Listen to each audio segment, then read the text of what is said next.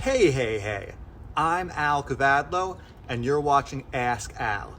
Today's question comes from Jay Garcia, who wants to know if there's anything I've changed my mind about over the years. Hey, Jay. Good question. In fitness and in life, it's important to keep an open mind and continually question things, even your own opinions.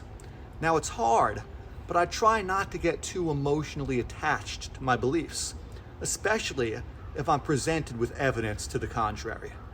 That's why there have been a lot of things that I've changed my mind about over the years. Here are 3. I've changed my mind more than once when it comes to lifting weights.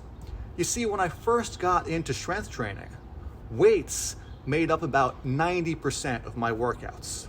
And after over a decade of training that way, I thought I had gotten really strong until I tried to do things like pistol squats and muscle ups and found that my prowess in the weight room had limited carryover.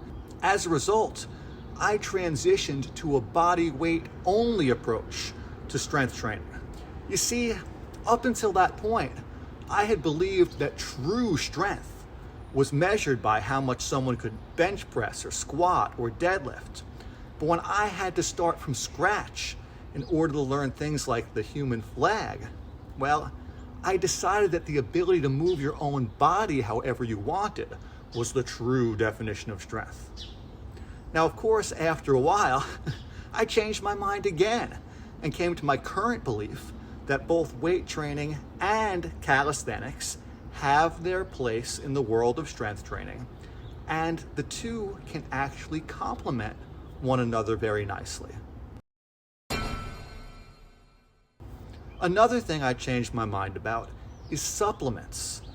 During my teens and early 20s, I consumed a boatload of protein powders, glutamine, BCAAs, and other powdered junk until I eventually realized that all that stuff did was make me bloated and give me gas.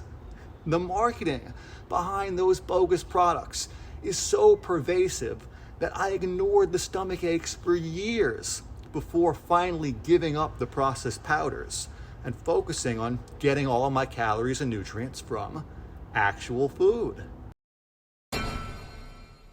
The third thing I changed my mind about is training intensity. For a long time, I believed that the only way to get results was to push your body to its limits every time you train. I even wrote a book called Pushing the Limits, which sold pretty well. Nowadays, I still train hard once or twice a week, but most of my workouts are fairly short, and they leave me feeling energized afterwards rather than depleted. If I were to write that book now, maybe I'd call it Respecting the Limits. Well, that's all the time I've got for today. If you enjoyed this episode, give me a thumbs up and make sure to subscribe. And if you've got a question for me, just drop it in the comments below, and maybe I'll answer you next time. Till then, I'm Al Kavadlo, and we're working out.